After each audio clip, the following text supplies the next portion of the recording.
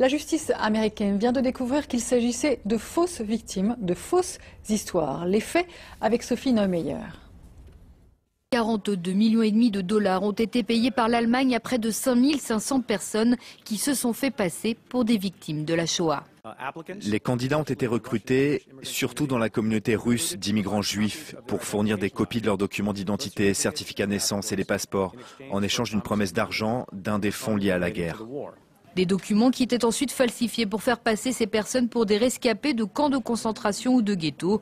Parmi ces fausses victimes du nazisme, nombre d'entre elles sont en fait nées après la Seconde Guerre mondiale et au moins l'une d'entre elles n'est pas juive.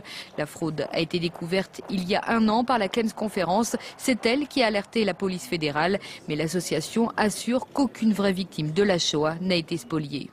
C'est dégoûtant, mais la fraude est inférieure à 1% des fonds qui ont été distribués dans le cadre de ces programmes d'indemnisation. 17 personnes ont été inculpées, dont 6 font partie de la Clems Conférence. Elles risquent 60 ans de prison et 750 000 $ d'amende pour avoir volé de l'argent destiné aux survivants de l'un des pires crimes de l'histoire.